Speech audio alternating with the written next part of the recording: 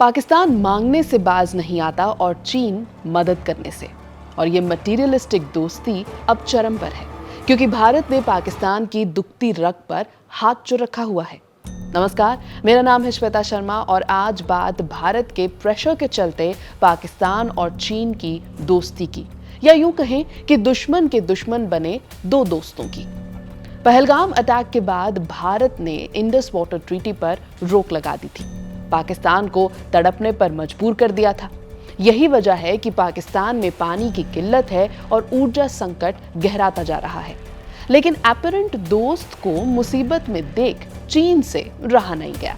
यही वजह है कि चीन ने दे दिया है तोहफा जल्द से जल्द डैम बनाने का, वो डैम जो दुनिया का 5वां सबसे ऊंचा डैम होगा। और जब से इंडस वाटर ट्रीटी रोकी गई है, इस डैम के कंस्ट्रक्शन का काम तेजी से बढ़ाया गया है। इसमें पाकिस्तान का क्या फायदा है, चीन को क्या फायदा होगा और भारत के खिलाफ ये दोनों देश मिलकर कैसे काम कर रहे हैं, जानते हैं। मोहम्मद डैम। इस डैम से चीन पाकिस्तान की प्यास बुझाने का काम करेगा। इस डैम के बनने के बाद हर दिन 800 मेगावाट हाइड्रो पावर जनरेट होगी, 300 मिलियन गैलन पीने का पानी मिलेगा। Basically Indus water treaty on hold पर जाने से जो नुकसान पाकिस्तान को झेलना पड़ रहा था वो खत्म हो जाएगा। ये डैम पाकिस्तान के खैबर पख्तूनख्वा प्रांत के मोहम्मद जिले में स्वात नदी पर बनाया जा रहा है और इस पर 2019 से काम चल रहा है। इस प्रोजेक्ट को चाइना एनर्जी इंजीनियरिंग कॉर्पोरेशन द्वारा निर्माणाधीन रखा गया है और हाल ही में इस पर कंक्रीट डालने का काम शुरू हो चुका है। इस डैम की मदद से 16,000 एकड़ से ज्यादा की जमीन को खेती बाड़ी के लिए पानी मिल पाएगा। पेशावर को पीने का पानी आसानी से मिल जाएगा। इसके अलावा ये फ्लड्स को रोकने में भी मददगार साबित होगा। ये डैम पाकिस्तान की सख्त जरूरत इसलिए बन गया क्योंकि पाकिस्तान इंडस वाटर ट्रीटी पर पूरी तरह से निर्भर था।